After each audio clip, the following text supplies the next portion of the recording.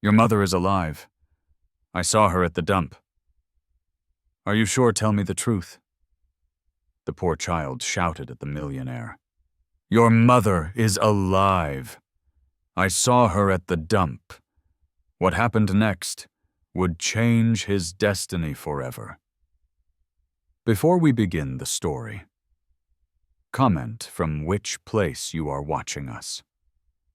I hope you enjoy this story. Don't forget to subscribe. The spotlights bathed the stage in a golden, blinding light, creating an atmosphere of unreality that enveloped the city's elite gathered in that event hall. Alexander Sterling, heir to an empire and a figure of philanthropy, was finishing his speech with the rehearsed elegance of someone born under public scrutiny. Crystal glasses clinked softly on the tables, accompanying the polite applause of executives and journalists who admired the perfect image of success. However, that perfection was about to be fractured by a chaotic and unexpected force that would change the destiny of everyone present. Suddenly, an unusual murmur began to spread from the main entrance, growing like a wave breaking the calm of a peaceful sea, alerting the security guards. A boy with torn clothes and a face smudged with street grime burst into the hall, dodging the arms of agents trying to stop him. His breathing was ragged. His bare feet struck the polished marble with desperation, and his eyes frantically searched for a single figure on the stage. The crowd parted with a mixture of horror and curiosity, leaving a clear path to the man who, bewildered, stopped his words mid-sentence. The boy stood before the stage, panting with his heart about to burst from his chest, while security surrounded him, ready to forcibly remove him from that forbidden place. Alexander raised a hand to stop the guards, feeling a strange connection with the urgent, truth-filled gaze of the small intruder who challenged him. Mr. Sterling, the boy shouted, with a voice that tore through the sepulchral silence of the hall, ignoring the hands that were already gripping his shoulders. Your mom isn't dead. I found her at the dump. She's alive, and she sent me to find you, he exclaimed forcefully. The silence that followed that declaration was absolute, heavy as a concrete slab falling on the conscience of all attendees at the charity event. Ariana, Alexander's fiancée, quickly approached with a nervous smile painted on her lips, trying to minimize the impact of those delirious words. Alexander, please don't pay any attention to him. He's just a confused kid looking for money, she whispered in the millionaire's ear, taking his arm firmly. But Alexander couldn't move. The boy's words had detonated a bomb inside him, awakening a doubt he had kept dormant for months. What did you say? Alexander asked, ignoring the pressure of Ariana's hand and approaching the edge of the stage to look the boy directly in his dark eyes. The small boy struggled with the guards, freeing an arm to reach for something in his pocket, an object that shone under the artificial lights like a star. She gave me this, the boy said, tossing the object toward Alexander's feet, where it landed with a dry, metallic sound. It was an old rosary with golden beads worn down by time and constant prayer, identical to the one his mother always carried. Alexander bent down slowly, as if afraid the object would vanish upon touching it, and his fingers instantly recognized the familiar texture of the beads and the cross. A vivid memory assailed him, his mother sitting at the piano playing a soft melody, while the rosary rested on the instrument's lid, glowing in the afternoon light. It's impossible, Alexander murmured with a broken voice, feeling the ground beneath his feet begin to tremble as his reality crumbled. Ariana, visibly agitated, tried to snatch the rosary with a brusque, disguised gesture, claiming it was a vulgar and insignificant coincidence. Many rosaries look alike. Darling, don't let this ruin the most important night of your career, she insisted, her tone a mix of plea and imperative command. But Alexander stood up, clutching the rosary in his fist with such force that the edges of the cross dug into his palm, causing unnecessary pain. "What's your name?" he asked the boy, completely ignoring his fiancée, and the hundreds of cameras now broadcasting the moment live. "Matteo," the boy replied, ceasing his struggle with the guards, knowing he had captured the attention of the only man who mattered. "Let him go," Alexander ordered with an authority that brooked no argument, causing the guards to back away and let the boy breathe freely in the center of the floor. Matteo straightened his dirty clothes with dignity and held the millionaire's gaze, conveying an honesty that contrasted with the falseness of the expensive suits around him. "She told me you would recognize the rosary, that it has a mark on the cross from when it fell in the old house," Matteo explained. Alexander turned the cross, and there it was, the small notch that only he and his mother knew, irrefutable proof of the truth. The crowd's murmur transformed into a buzz of speculation and gossip, while journalists furiously typed the news of the scandal on their mobile devices. Ariana felt the situation slipping from her grasp. Her pale face reflected a terror that went beyond simple social embarrassment. "Alexander, this is madness. Your mother was cremated. We have the certificate. We have the ashes," she argued, raising her voice to be heard. Alexander looked at her, and for the first time he saw something in Ariana's eyes that was not love, but a deep, calculating fear. "I never saw her body," Alexander said in a low voice, but his words resonated with the force of a revelation that had taken too long to surface. He remembered the closed casket recommended by the doctors, the rush of funeral arrangements organized by Ariana and Dr. Reed, and the sealed urn. Matteo took a step forward, breaking the invisible barrier that separated their worlds, and spoke with a voice heavy with urgency. "She says she's waiting for you, that she prays for you, and that she plays music in her head so she doesn't forget who she is." That mention of music was the final blow to Alexander's skepticism. No one outside the family knew that music was his mother's secret refuge. A single tear rolled down Alexander's cheek, captured by the camera lenses humanizing the untouchable magnate in front of the entire nation. "Get him out of here right now!" Ariana screamed, losing her composure, signaling to a security chief who seemed to hesitate at the contradictory orders. Before they could touch him again, Alexander raised his hand and stopped any attempt of aggression toward his mother's messenger. "If you touch this boy, you'll have to deal with me," Alexander warned, and his threat hung in the air, charged with a real danger that chilled the blood of those present. He approached Matteo and knelt to be at his level, ignoring the dirt and the faint smell emanating from the little survivor's clothes. "Where is she?" he asked with contained desperation, needing a location, a point on the map to run to that very instant. "At the St. Aurelia landfill, but you have to hurry. Some men were watching her," Matteo whispered, fear in his eyes. The mention of men watching her set off an alarm in Alexander's mind, suggesting this was not a simple abandonment, but something much more sinister and orchestrated. He stood up, put the rosary in the inner pocket of his jacket close to his heart, and looked at Ariana with a new, unfamiliar coldness. "The event is over," he announced into the microphone, letting the device fall with a loud thud that echoed through the speakers and marked the end of the charade. He walked toward the exit with Matteo following a few steps behind, as the crowd parted like the waters of the Red Sea. Upon leaving the hotel, the cold night air hit Alexander's face, helping to clear the fog of confusion and focus his mind on a single mission. Ariana ran after him, her heels clattering on the pavement, screaming excuses and pleas that were lost in the city's night wind. "You can't just leave like this. It's our reputation," she shrieked, clinging to the only thing that truly mattered to her, her status and public image. Alexander stopped by his car, opened the door for Matteo to get in, and then turned to face his fiancée one last time.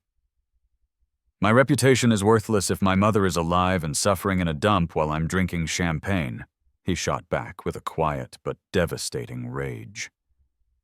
Ariana froze on the sidewalk, watching the luxury car start and drive away, taking with it the man who guaranteed her future. Inside the vehicle, the silence was thick, broken only by the soft hum of the engine and Mateo's ragged breathing as he marveled at the interior. Alexander drove with his knuckles white on the steering wheel, his mind replaying every detail of the last few months, searching for the cracks in the lie. "Are you hungry?" Alexander asked, suddenly, realizing the boy probably hadn't eaten in days to be able to get there and deliver the message. Mateo nodded shyly, not daring to touch the leather upholstery, keeping his hands in his lap, as if apologizing for existing. Alexander detoured to a drive-through, buying a large amount of food, and watched as the boy devoured a hamburger with a gratitude that broke his heart. "Thank you, sir," Mateo said with his mouth full. "Mrs. Catherine always said you were a good man, that you had a noble heart." Those words Mrs. Catherine confirmed the boy knew her intimately, as that's what the trusted staff at the family estate had called her many years ago. Alexander felt a mix of hope and corrosive guilt. He had accepted his mother's death too quickly, blindly trusting those around him. The night stretched before them dark and full of uncertainty, but for the first time in a long time, Alexander had a clear, vital purpose. He wouldn't go back to his penthouse to sleep.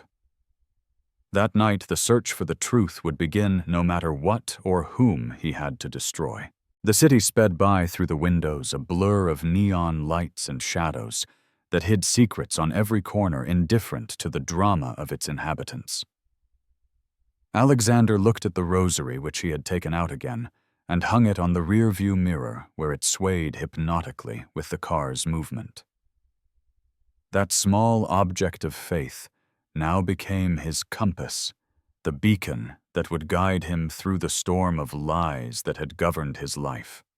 With Mateo as his co-pilot and guide, the millionaire drove into the night, ready to challenge death itself, to reclaim what had been stolen from him. The arrival at the penthouse was silent. Alexander entered with Mateo, who observed the apartment's excessive luxury, with wide, fearful eyes feeling out of place. Alexander told the boy he could rest on the large living room sofa, handing him a soft blanket that seemed to swallow the boy's small body.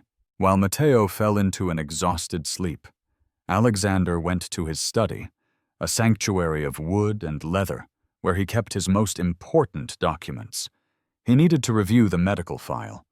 He needed to see with his own eyes the papers he had signed months ago, with eyes clouded by grief.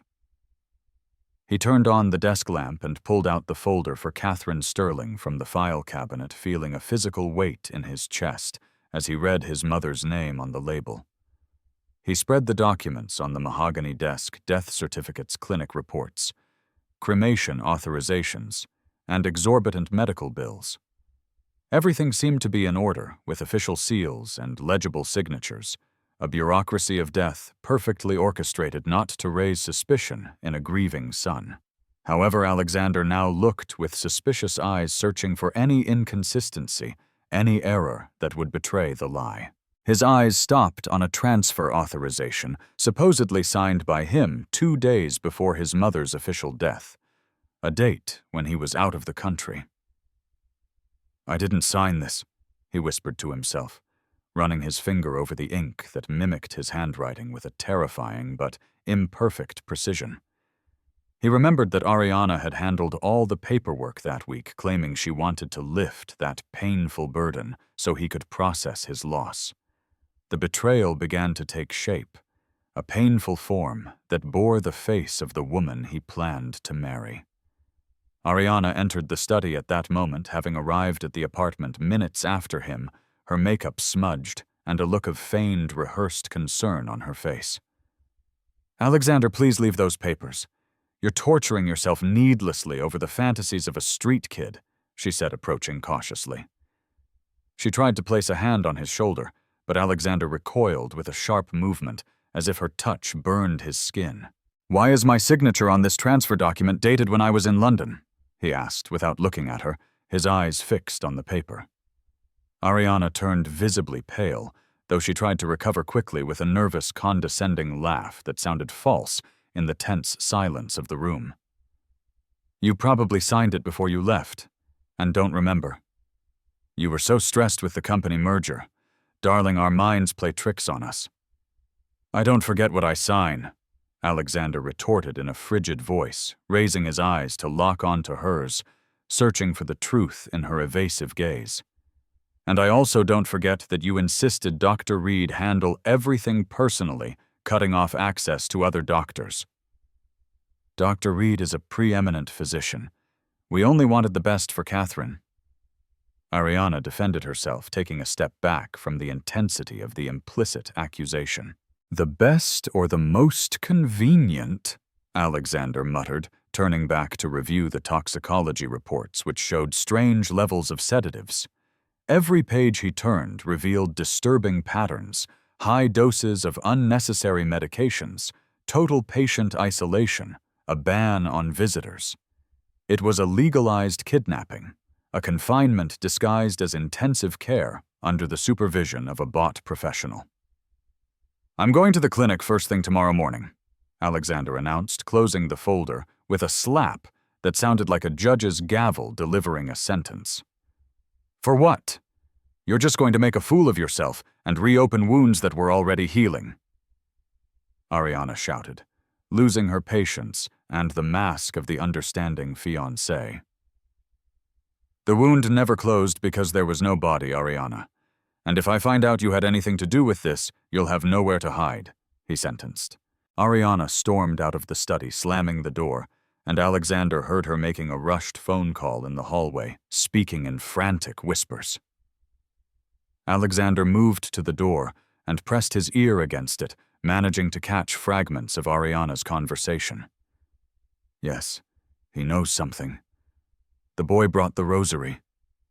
You have to erase everything." Those words were the final confirmation he needed. It wasn't paranoia, it was a real conspiracy happening under his own roof.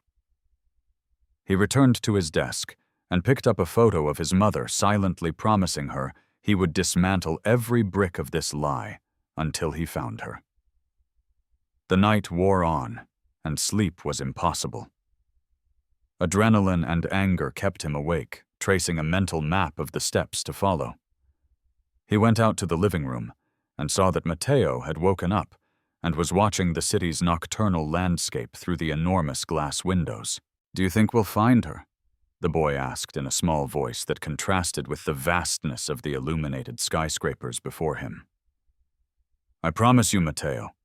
Tomorrow we'll go find answers wherever we have to," Alexander replied, standing beside him and looking at the city that now seemed hostile.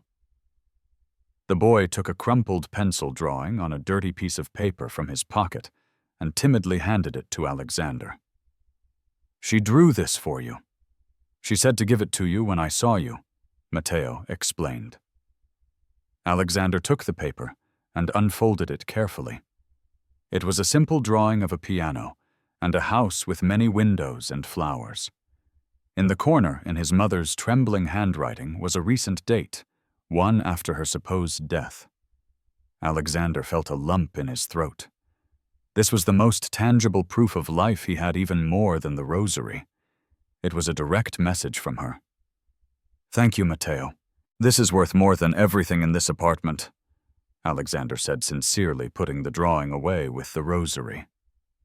The next morning, Alexander got up before dawn, prepared a quick breakfast for both of them, and dressed in comfortable clothes, leaving his designer suits behind. He didn't want to attract attention. He wanted answers. He left a note for Ariana, saying not to wait for him, a cold and distant message. As he left the building, he noticed a black car with tinted windows parked across the street, a detail he would have ignored at any other time. His instinct told him they were being watched, that the enemy already knew he was on the move, and that the hunt had begun. They got into his SUV, and Alexander took an indirect route to the clinic, constantly checking the rearview mirrors to make sure they weren't being followed. Matteo watched everything with curiosity, pointing out places he knew from his street kid perspective, an invisible map of urban survival. "That's where the ones with no cardboard sleep," he'd say, pointing to a bridge, reminding Alexander of the harsh reality his mother had shared these past months. Every comment from Matteo increased Alexander's determination to get his mother out of that hell and compensate for every second of suffering. They arrived at the Sterling Heights private clinic, a modern building of glass and steel that promised health and well-being in exchange for fortunes. Alexander parked the car and asked Matteo to wait hidden on the back seat, with the doors locked to protect him from any prying eyes. "If I take too long, or if you see anything strange, honk the horn non-stop," he instructed, handing him a prepaid cell phone he had bought on the way. Alexander walked toward the main entrance, feeling the rage turn into a calculated coldness necessary to confront the monsters in white coats. The receptionist greeted him with a rehearsed smile that froze when she saw the serious, determined expression of the millionaire who had no appointment. "Mr. Sterling, what a surprise! Are you here to see Dr. Reed?" she asked, her tone betraying obvious nervousness. "I'm here to see my mother's complete file, including the security camera footage from her last days," Alexander demanded bluntly. The woman swallowed hard and began typing quickly, probably sending a silent alert to the administration or the doctor herself. "I'm sorry, sir, those files are on the central server, and I need authorization from management to access them." She lied terribly. "I don't need authorization to see my own mother's data. Call the director right now," Alexander ordered, slapping the counter with his palm. The commotion in the lobby attracted the attention of other patients and staff, creating the public scene Alexander needed to apply pressure. At that moment, Dr. Evelyn Reed appeared, walking with a firm step and a smile that didn't reach her cold, calculating eyes. "Alexander, my dear, to what do we owe this honor? Ariana called me. Said you were a bit upset," the doctor said, trying to take control of the situation. "I want to see the real records, Evelyn. I know the reports you gave me are fake," Alexander shot back, watching the micro-expression of panic on the woman's face. "Let's talk in my office, please. Let's not make a spectacle here," she suggested, guiding him toward a side hallway away from curious eyes.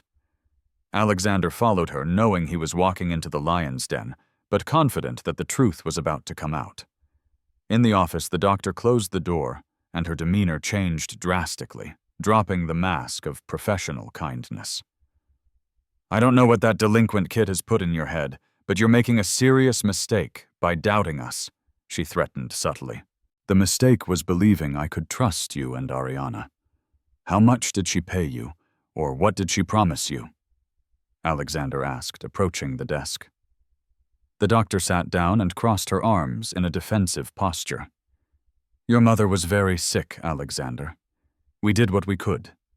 The rest are your grief-induced fantasies." Alexander saw a USB memory stick connected to the doctor's computer, a blinking light indicating recent activity. With a swift movement, he leaned over and snatched the device before she could react or stop him. "What are you doing? That's private property," Dr. Reed shouted, jumping from her chair, trying unsuccessfully to retrieve the device. "Consider it a surprise audit," Alexander said, pocketing the USB and backing toward the door. "If the proof is on here, you'll rot in jail," he warned before leaving. He ran down the hallway, ignoring the doctor's screams for security, knowing he held the key to the mystery in his pocket. He left the clinic and got into the SUV where Matteo was waiting with wide eyes, frightened by the commotion. "Let's go," Alexander shouted, starting the engine and speeding out of the parking lot, leaving the guards behind. As he drove away, he knew he had declared open war, but he also knew he was one step closer to finding his mother, Catherine. The journey back to a safe place was tense. Alexander constantly checked his mirrors, fearing that clinic security or the police would try to stop him. He decided not to return to the penthouse. It was a compromised location where Ariana had access and control. Instead, he headed to a small apartment he used as a private office, a place very few people knew about. Matteo remained silent, sensing the gravity of the situation, but blindly trusting the man who drove with such determination. Upon arrival, Alexander plugged the stolen USB into an isolated computer, fearing it might have some sort of encryption or virus, but the doctor's arrogance worked in his favor. The files were protected by simple passwords that Alexander managed to crack after a couple of logical attempts related to dates.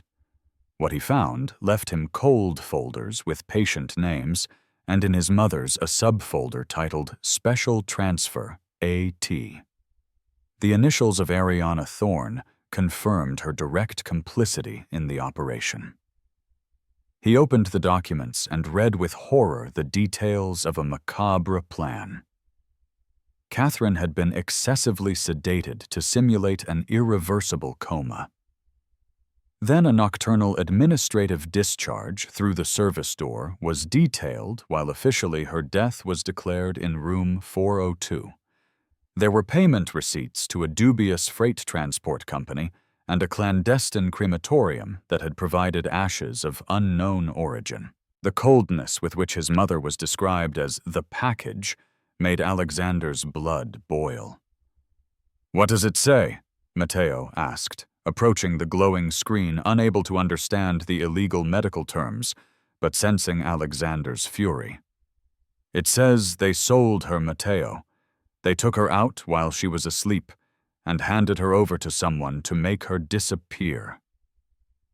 Alexander explained in a hoarse voice, trying not to frighten the boy. But there was a video file, a security recording that the doctor had perhaps kept as a life insurance policy against Ariana. Alexander played it and saw the grainy image of a gurney being wheeled out a loading dock at midnight. In the video, two men were seen lifting the gurney into a gray van, and on the side, supervising everything, was Ariana, handing a bulky envelope to the driver. Catherine moved a hand under the sheets in the video, a slight but unmistakable movement that proved she was alive at that moment. Alexander slammed the table with his fist, feeling a mixture of relief at seeing her alive and pure hatred for the woman who had slept in his bed. "There it is." Matteo pointed at the screen. "That's the truck I saw near the dump, once the one with the red letters." Alexander paused the video and zoomed in on the side of the van. Though blurry, a partial logo was distinguishable: Almeida Transport. It was the clue they needed, the physical connection between the luxury clinic and Matteo's world. "We have to go to the dump, Matteo. I need to see where she was. I need to talk to the people who saw her," Alexander said, standing up. He knew it was dangerous, but he had nothing left to lose. His previous comfortable blind life had died in that instant. The journey to the St. Aurelia landfill was a descent into the city's hell, moving from tree-lined avenues to dirt roads full of potholes and trash. The smell of decay penetrated even with the windows closed, a brutal reminder of the reality his mother had endured. Upon arrival, the landscape was desolate. Mountains of waste rose like monuments to consumerism, and among them people scavenged for sustenance. Alexander got out of the car, feeling his expensive shoes were an offense in this place, but he moved forward following Matteo. "This way, Mr. Sterling. Be careful with the glass." The boy guided him with the agility of someone who knows every trap of the terrain. The people at the dump looked at them with suspicion. A man in a clean suit was synonymous with trouble or authorities. Matteo greeted some of them, introducing Alexander as a friend, which softened the hostile stares of the scavengers a bit. They reached an area of shanties built from plastic and cardboard, where the wind blew, kicking up dust and empty bags. She slept here, Matteo said, pointing to a precarious structure barely held together with a roof of rusted tin. Alexander entered, having to crouch, and saw the interior a wooden crate for a table, an old damp mattress, and a small altar with plastic flowers. His heart broke, imagining his mother a cultured and refined woman living in these subhuman conditions, but maintaining her dignity. On the cardboard wall was a charcoal drawing of a treble clef and musical notes, Catherine's indelible signature. An old man approached the entrance of the shanty, leaning on a cane made from a PVC pipe, looking at Alexander with curiosity. "Are you the lady's son?" he asked, in a voice raspy from the smoke of burning trash. Alexander nodded, unable to speak, due to the emotion clogging his throat. "She talked a lot about you. Said you would come. Nobody believed her. We thought she was delirious from the fever, but she always had faith." "She was sick?" Alexander asked, worried about his mother's health after months of deprivation. "Yes, she coughed a lot at night, but she still shared her bread with the children," the old man recounted. "She was a saint. She taught some of us to read, told us stories of music and theaters." Alexander caressed the charcoal drawing on the wall, feeling a spiritual connection with his mother in this miserable place she had tried to turn into a home. "Did you see when they took her?" Alexander asked, needing to confirm what he had seen in the video or discover a new transfer. "Some men came about a week ago, said they were from a foundation, but they looked mean," the old man explained. "They put her in a gray truck. She didn't want to leave without saying goodbye to Matteo, but they wouldn't let her." The old man coughed and spat on the ground. "That truck smelled like chemicals. It wasn't from any foundation." Alexander took out his wallet and gave all the cash he had to the old man, who looked at him in surprise. "Thank you for taking care of her. I promise I'll come back to help everyone here, but first I have to find her," Alexander vowed. The old man nodded and put the money away with trembling hands. "Godspeed, son, and take care of Matteo. He was the one who protected her most when the others tried to steal her things." They left the dump with the sun setting behind them, dyeing the sky a blood red that seemed to portend the coming conflict. Alexander now had confirmation of both ends of the chain, the clinic and the dump. But the final link was missing the place where they were holding her now. The clue of Almeida transport and the chemical smell mentioned by the old man pointed to a specific industrial zone. Alexander got in the car with renewed determination. The night would be long, but the truth was shining brighter and brighter. Darkness had completely fallen over the city when Alexander and Matteo left the stench of the dump behind, but the smell seemed to have seeped into their clothes and into Alexander's soul. He drove in silence, processing the image of the miserable shanty where his mother had lived, contrasting it with the luxury of the penthouse where Ariana slept peacefully. The injustice burned inside him, but he knew he had to keep a cool head to follow the clues correctly. "Matteo, you said you saw the truck near a warehouse before. Do you remember where?" Alexander asked, breaking the silence. "Yeah, it's by the old factories where the river smells bad," the boy replied, referring to the abandoned industrial zone on the outskirts. Alexander knew the place. It was a maze of dilapidated warehouses and vacant lots that served as hideouts for illicit activities. He drove the car there, turning off the main headlights as he entered the dirt roads to avoid detection. The full moon cast an eerie glow on the concrete and rusted metal structures that rose like giant skeletons. As they advanced, Matteo looked out the window, attentively searching for landmarks amidst the darkness and long shadows. "There, that's the warehouse from the drawing," the boy exclaimed, suddenly pointing to a large structure with a partially collapsed roof. Alexander stopped the car at a safe distance and observed. There was a light on inside the warehouse, filtering through cracks in the walls. He also saw a gray van parked outside the same one from the clinic video with the Almeida Transport logo visible. "Stay here, Mateo. Lock the doors and don't open them for anyone but me," Alexander ordered, taking a flashlight and a tire iron from the trunk as his only weapon. He approached the warehouse stealthily, using the sound of the wind rattling loose metal sheets to cover his steps. Reaching a low, broken window, he peered inside carefully. What he saw chilled his blood-stacked boxes labeled biohazardous waste, and in a corner a makeshift cell with iron bars. Inside the cell, there was no one. It was empty, but there were signs of recent occupation: a thrown blanket, a half-finished bottle of water. Alexander circled the building, looking for an entrance, finding a side door left ajar by a careless guard. He entered, holding his breath, moving between the shadows of the boxes, hearing voices coming from an office on the second floor of the metal structure. He climbed the rusty metal stairs, trying not to make a sound, until he could overhear the conversation. "The old woman is no good anymore. She's too weak. The boss says we have to move her to St. Gabriel's before she dies here," a hoarse male voice said. "That retreat is too far. It's a risk to transport her now that the son is asking questions on TV," another man replied.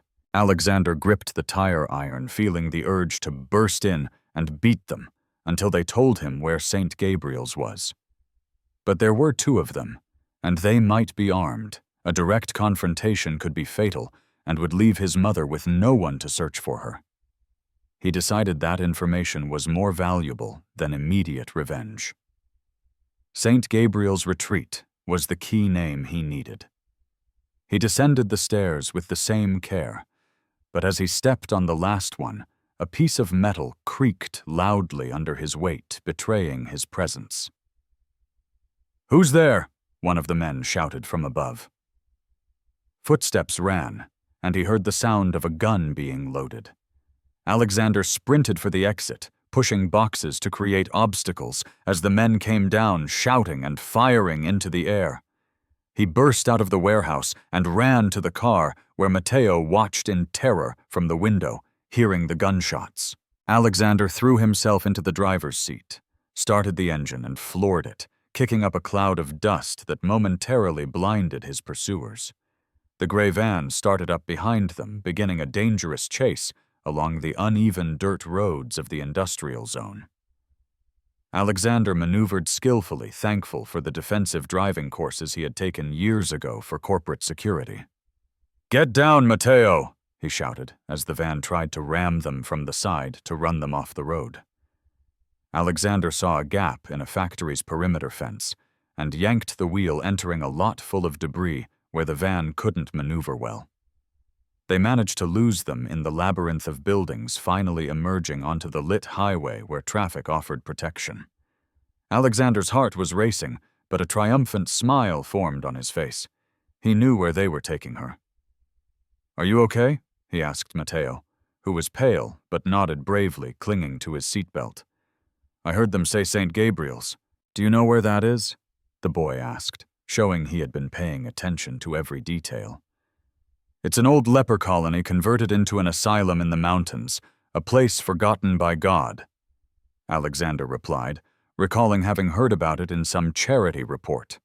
It was the perfect place to hide someone who wasn't supposed to exist, isolated, inaccessible, and unsupervised. Alexander drove to a gas station to refuel and buy a physical map, not wanting to trust a GPS that could be tracked if his phone was compromised. He traced the route to the mountains. It was a 4-hour drive. He looked at Mateo, who was struggling to keep his eyes open. "Get some sleep, hero. Tomorrow will be the most important day of our lives," he said tenderly. The boy settled in and closed his eyes fully, trusting that Alexander would keep his promise. As he drove under the starlight, Alexander thought about Ariana and how she must be moving her pieces at that moment. Surely she already knew he had been to the clinic and perhaps suspected he had found the warehouse. He had to act fast before she gave the order to make the problem disappear for good. He took out the prepaid phone and called his trusted lawyer Lewis, waking him at that ungodly hour.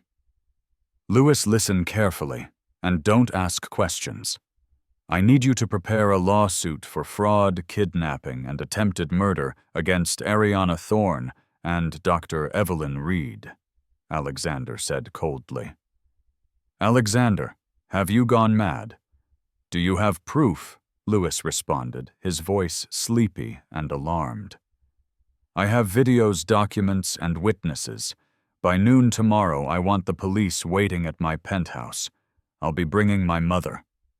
He hung up before Lewis could object, sealing his ex-fiancée's fate. The road began to climb into the mountains, and fog started to appear, wrapping the car in a white, mysterious shroud. Alexander felt he was ascending toward the truth, leaving behind the lie that had been his life in the city. Every mile brought him closer to his mother's arms, and that certainty gave him an inexhaustible energy.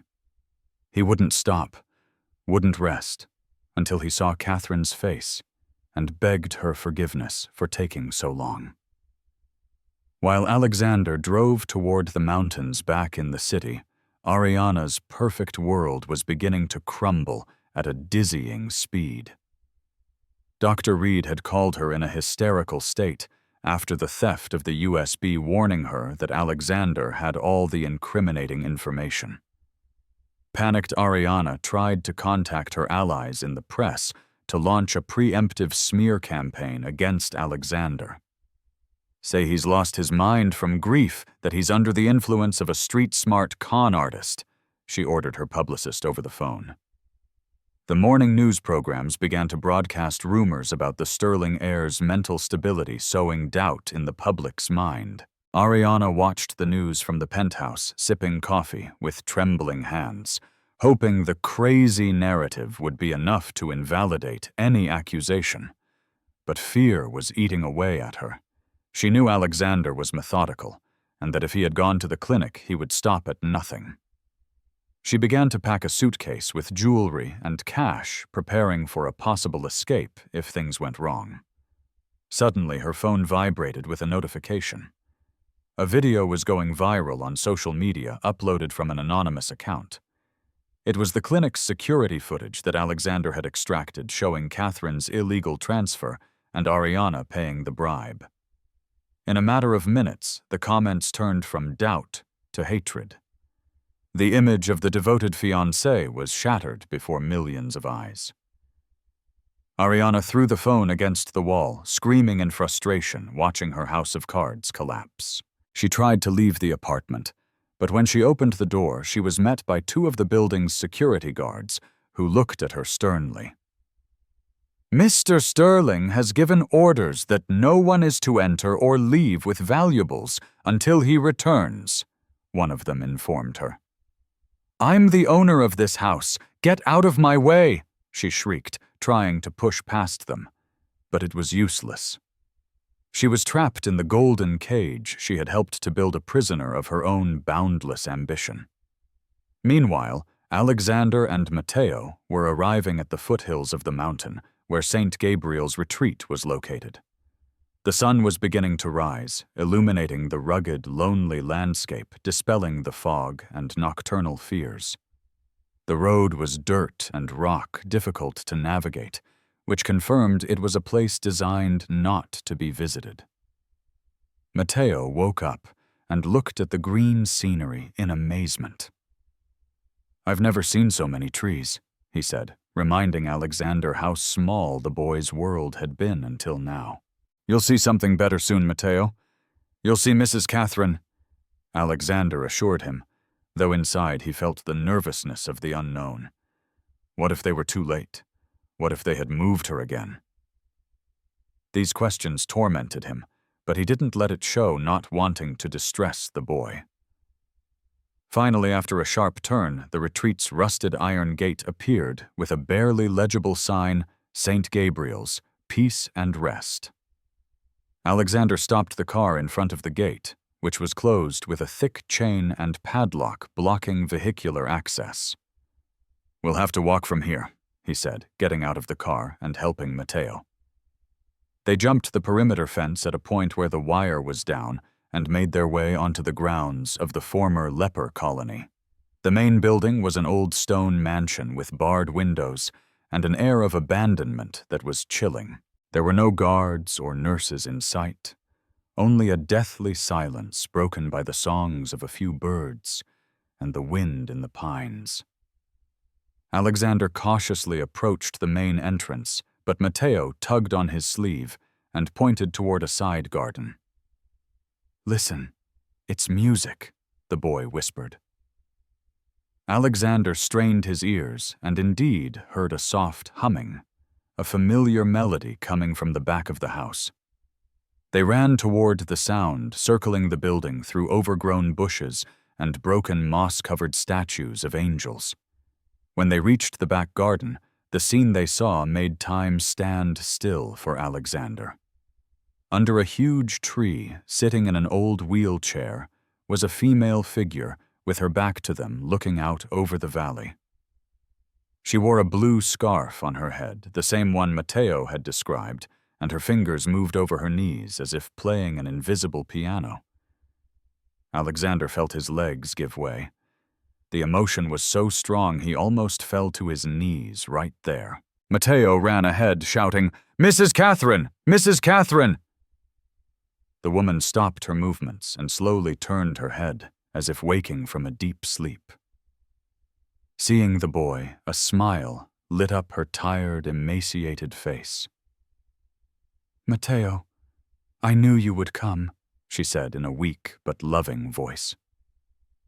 Alexander emerged from behind the trees, tears streaming freely down his face, approaching step by step the woman who had given him life. Catherine looked up. And when she saw him, her eyes filled with a light that outshone any illness. "Alexander, my son," she whispered, extending a trembling hand toward him. Alexander ran the last few feet and knelt at her feet, hugging her desperately, feeling her warmth, her scent, her reality. "Forgive me, Mom. Forgive me for not knowing, for leaving you alone."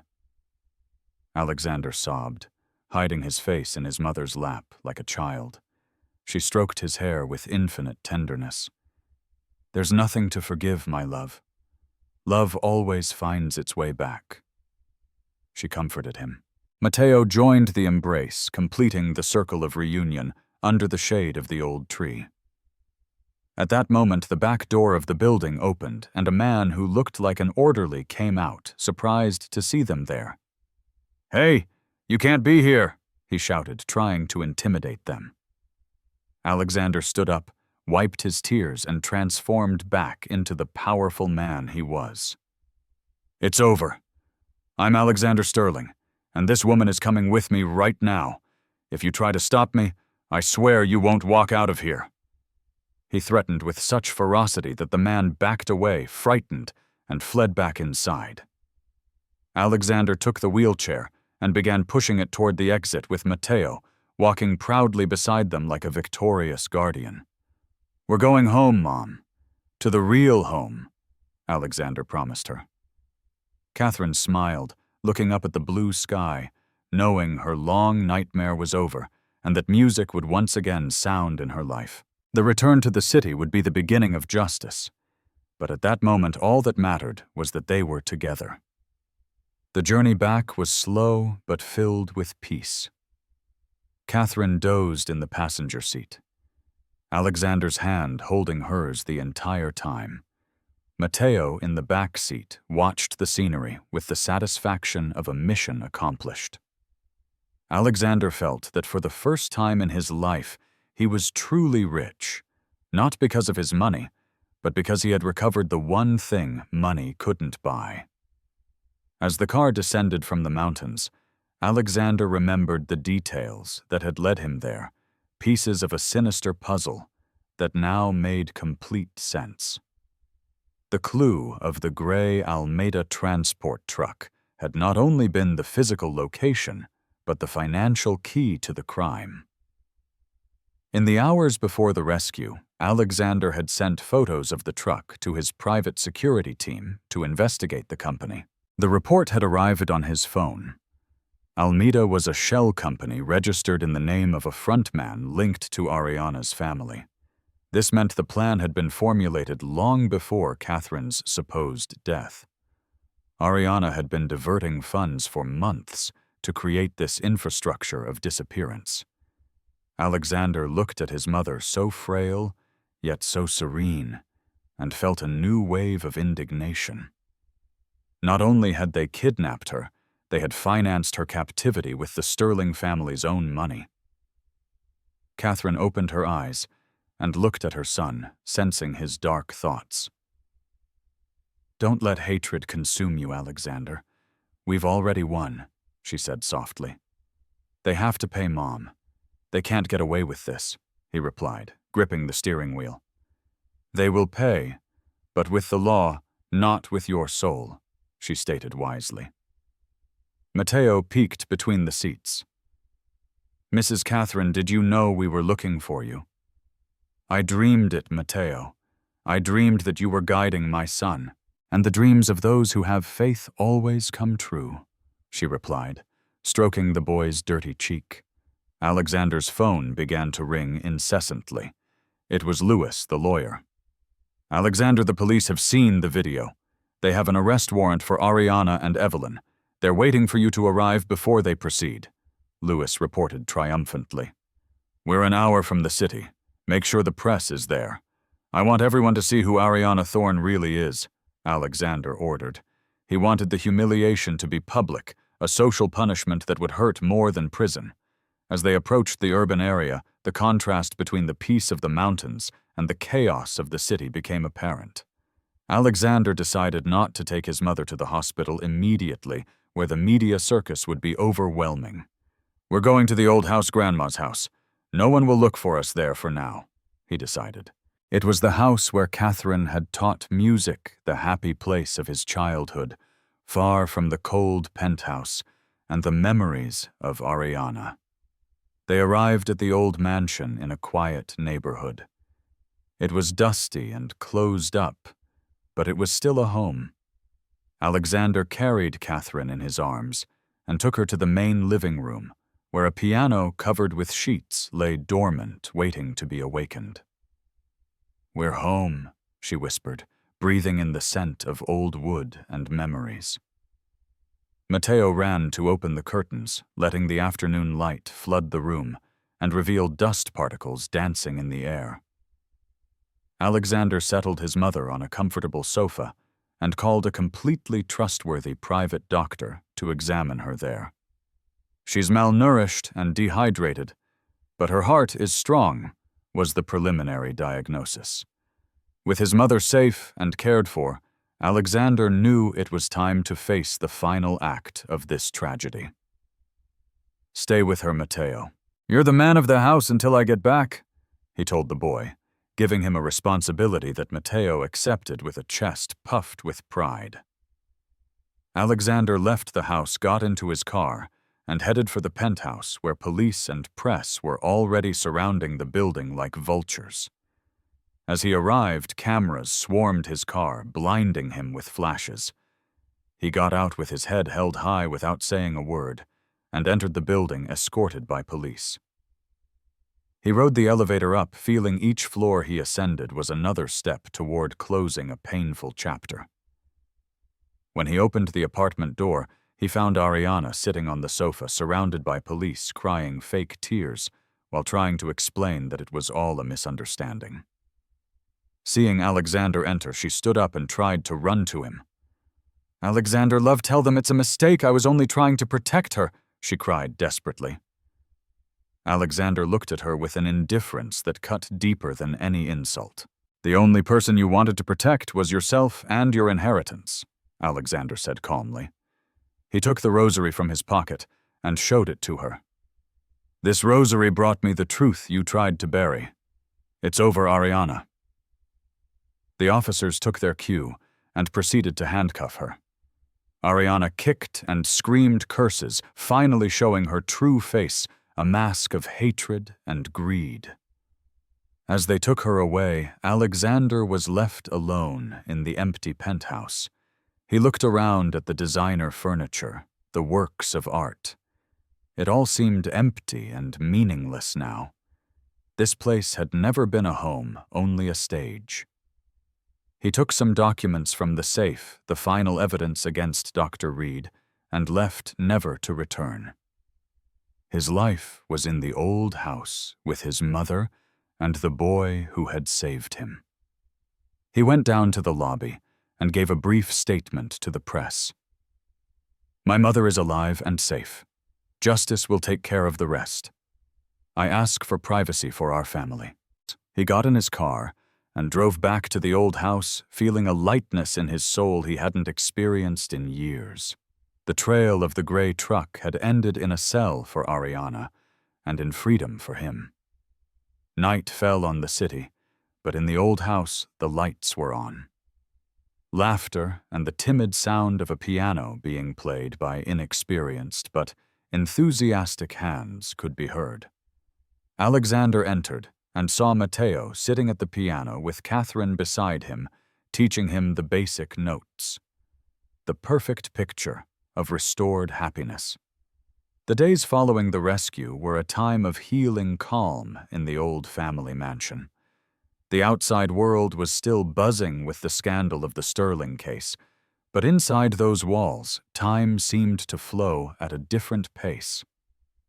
Alexander had hired private security to keep the journalists at bay, turning the house into a fortress of peace.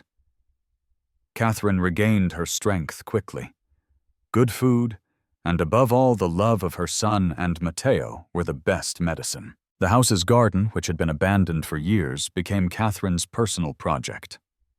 From her wheelchair, she directed Alexander and Matteo in pruning the rose bushes and clearing the weeds. "Plants like people just need a little attention to bloom again," she would say, as Matteo watered with excessive enthusiasm, soaking his shoes. Alexander, who had never touched a garden tool, found a strange satisfaction in getting his hands dirty with soil, feeling connected to real life. Matteo had adapted to life in the house with surprising ease, although he sometimes still hoarded food in his pockets, a survival habit that was hard to break. Alexander watched him and promised himself he would give this child the future he deserved. He had already started the legal proceedings for adoption, though he hadn't told Matteo yet, wanting it to be a surprise. The bond between the boy and Catherine was unbreakable. They spent hours talking, she telling him stories of famous composers, and he narrating his adventures on the street. One afternoon, while they were having tea on the porch, Catherine looked at the rosary Alexander had left on the table. "You know, son, there were moments at the dump when I lost hope." She confessed, her gaze distant. "I thought you had moved on with your life and had forgotten me. But then I would touch the rosary and feel that somehow you were thinking of me too."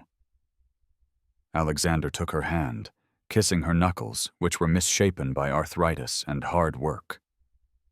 "I never forgot you, Mom. I was just lost in a fog that Ariana created. But your faith was my lighthouse," he replied. Matteo, who was listening intently, chimed in. "Mrs. Catherine prayed to the angels to watch over you. I think the angels heard me, too." Alexander smiled and ruffled the boy's hair. "You were the angel, Matteo. Without you, none of this would have happened." Catherine's physical recovery was progressing, but her emotional one required facing what had happened. One night, Alexander found her crying silently in her room. "It's Ariana," she sobbed. "I loved her like a daughter. I don't understand how she could have so much darkness inside." Alexander hugged her, understanding that the betrayal of someone close hurts more than any physical wound. "Ambition blinds people, Mom. She chose money over love, and that was her fatal mistake." To cheer her up, Alexander decided it was time to bring music back to the house. He called a piano tuner to get the old grand piano that dominated the living room in shape. When the technician finished, the piano's sound resonated clean and bright, filling the house with vibrant energy. "It's ready," Alexander announced. Catherine approached with the help of her walker, caressed the ivory keys, and sat down with difficulty but with dignity. She began to play a piece by Chopin, a melancholic nocturne that gradually transformed into something more luminous and hopeful. Her fingers, though a bit stiff, at first remembered every movement, every nuance. Matteo listened with his mouth open, having never heard live music of that quality. Alexander leaned against the doorframe, closing his eyes and letting the music wash away the last remnants of pain from his soul. When she finished, Catherine had tears in her eyes, but a radiant smile. "The music didn't abandon me," she said. "And neither did we," Alexander added. Matteo timidly approached the piano. "Do you think I could learn?" he asked. "You have the hands of a pianist, Matteo," Catherine replied. "Long fingers and a sensitive soul. We'll start tomorrow." That promise marked the beginning of a new routine. Mornings were for gardening and afternoons for music. The house filled with scales, chords, and laughter over mistakes. Alexander watched his mother grow younger, with every lesson she gave, finding a new purpose in teaching Matteo. The garden, now clean and flourishing, became the stage for their small private concerts. However, legal reality knocked at the door. The trial against Ariana and Dr. Reed was about to begin, and Catherine's testimony would be crucial. Alexander feared the stress would affect her, but she remained firm. "I have to do it, Alexander. Not for revenge, but so they don't do this to anyone else." Her strength continued to surprise him. The woman he thought was fragile was actually made of steel. The night before the trial, the three of them sat in the garden under the stars. Alexander took out some official papers and handed them to Matteo. "What's this?" the boy asked, trying to read the legal text. "They're adoption papers, Matteo. If you want from today on, you'll be Matteo Sterling." The boy was speechless, looking at the papers, and then at Alexander and Catherine. Tears began to stream down his cheeks, still smudged with garden dirt. "Really? I'm going to have a family," he asked in a broken voice. "You already have a family son. This is just so the world knows it," Catherine said, hugging him. Matteo threw himself into Alexander's arms, crying with happiness. That night in the Garden of Reunion, a pact of love was sealed that no law or villain could ever break. The day of the trial dawned gray and rainy, as if the sky itself was weeping for the depravity of the crimes to be judged. Alexander helped his mother dress in an elegant suit they had bought days earlier, restoring her image as the respectable lady she always was. Matteo, now legally her son, wore a small tailored suit, looking nervous but determined to support his grandmother. "Let's finish this," Alexander said, guiding them to the armored car that would take them to court.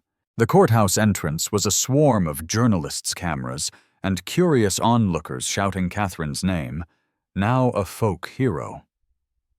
Alexander shielded his mother with his body, pushing through the crowd with the help of security. Inside the courtroom, the atmosphere shifted to a tense, respectful silence. In the dock were Ariana and Dr. Reed, both visibly haggard and wearing orange prison jumpsuits. Ariana avoided looking at Alexander, keeping her eyes fixed on the table, but Dr. Reed nervously looked around clearly, ready to talk to save herself. The trial began with the presentation of evidence, the forged documents, the security video, Almeida's financial records. Each piece of evidence was another nail in the coffin of Ariana's defense.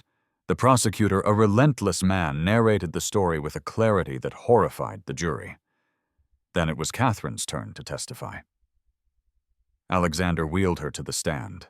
In a soft but firm voice, she recounted her kidnapping, the days of darkness in the clinic, the transport in the truck, and her life at the dump. There was no hatred in her words, only painful truth. They took my name, my home, and my dignity, but they couldn't take away my hope that my son would come for me, she said, looking directly at Ariana, who broke down in tears, unable to hold her gaze.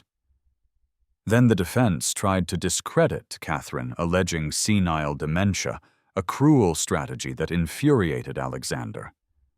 But the prosecutor called Matteo to the stand.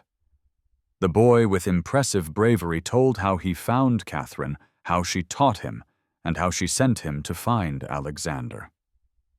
His testimony, pure and innocent, dismantled any doubt about Catherine's lucidity.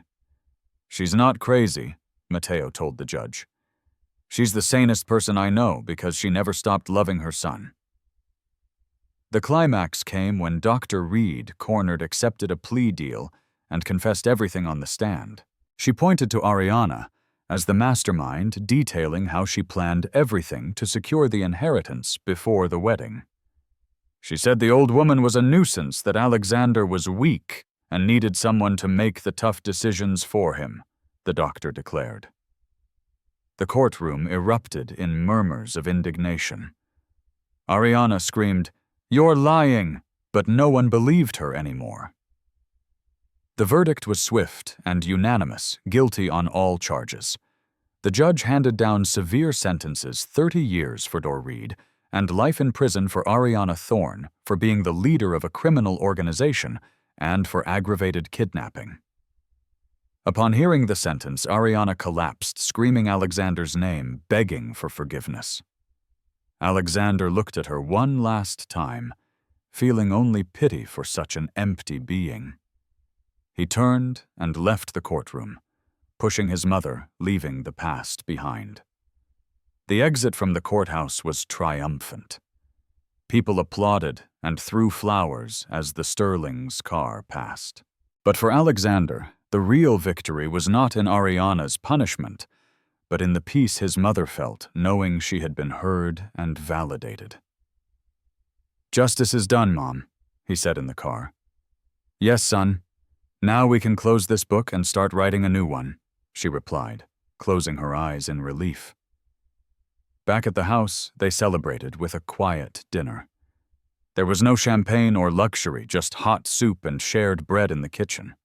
Alexander looked at his new family, his mother safe, and his adopted son smiling. He knew the road had not been easy, but it had been worth every tear and every scare.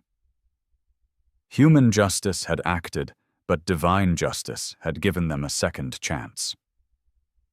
That night, Matteo had a nightmare about the trial and woke up screaming.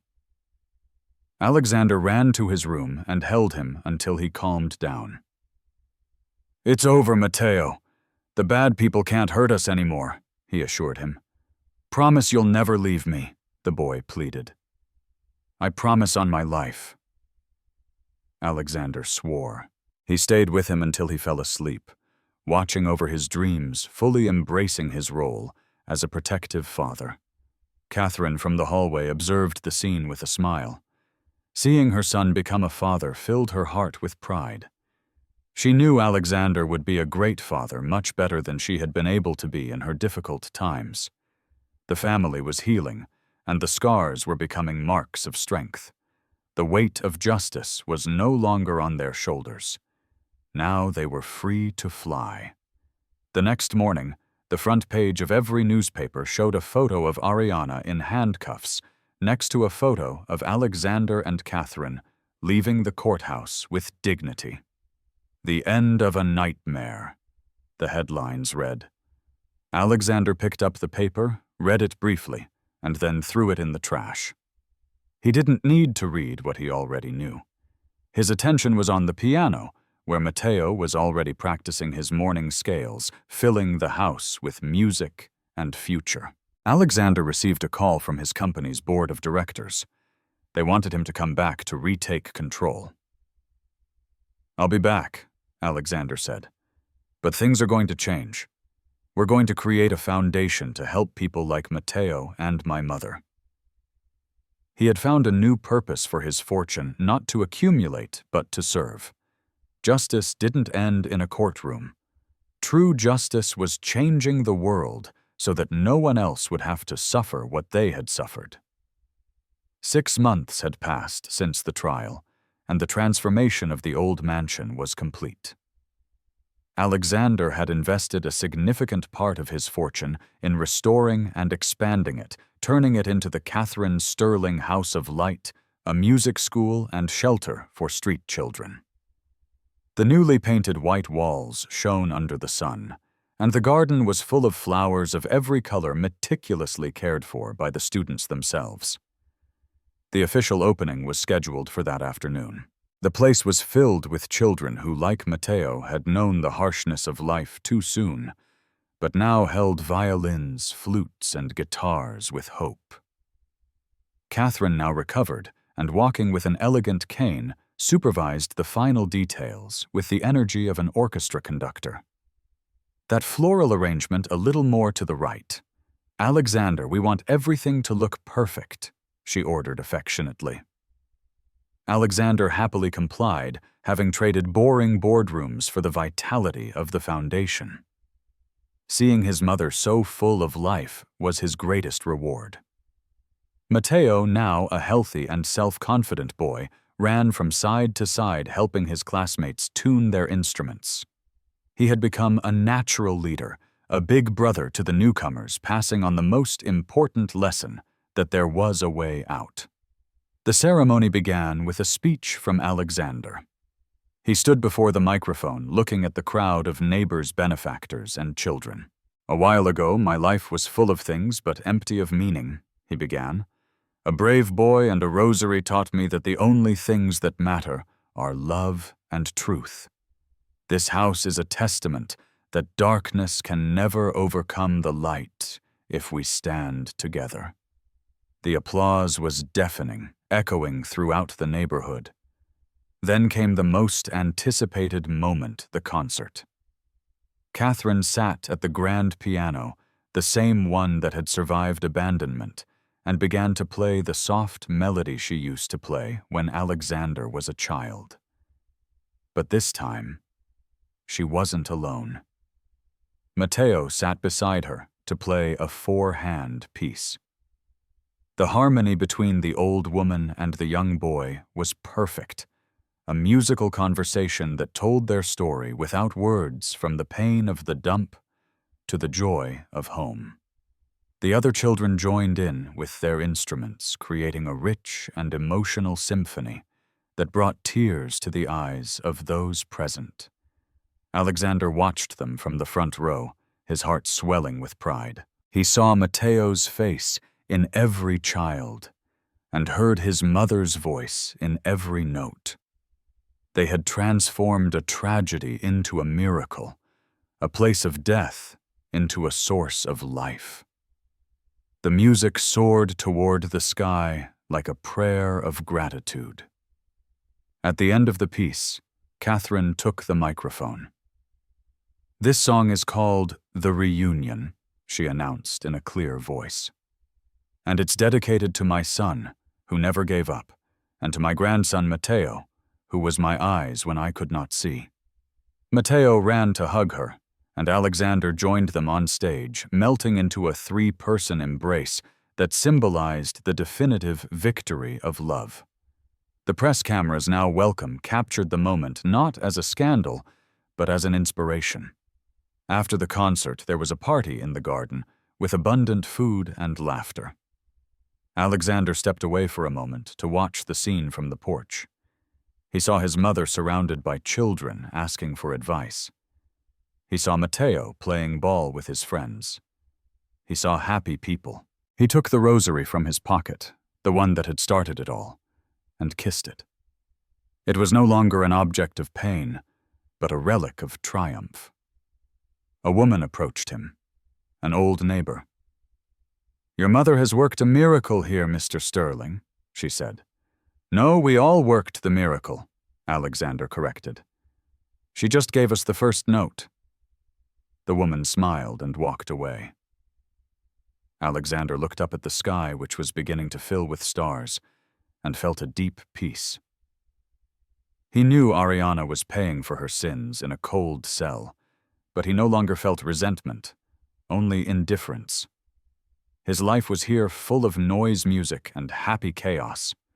Mateo ran to him, sweaty and happy. "Did you see Dad? I didn't miss a single note," he shouted excitedly, calling him Dad, with complete naturalness for the first time in public. Alexander felt his heart skip a beat. He knelt and hugged him tightly. "You did perfectly, son. You're a master."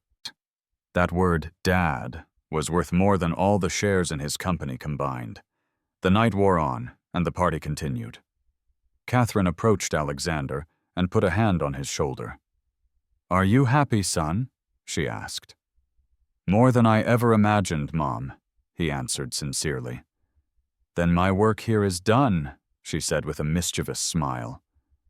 "Now it's your turn to keep the music playing." Alexander nodded, accepting the legacy. The house of light shone in the darkness of the night, a beacon of hope in the city. Alexander knew there would be challenges in the future, that life was not a fairy tale, but he also knew that as long as they were together, they could face anything. The music played on an eternal melody of love, family, and redemption that would never fade. And so, surrounded by his loved ones, the millionaire who thought he had everything discovered that only now did he truly have it all. If you enjoyed this story, we would greatly appreciate it if you would rate it from 1 to 10. Support us with a like, and subscribe to our channel Realistic Stories. Comment from where you are watching us. Thank you for your unconditional support in every story. Blessings to you and your family.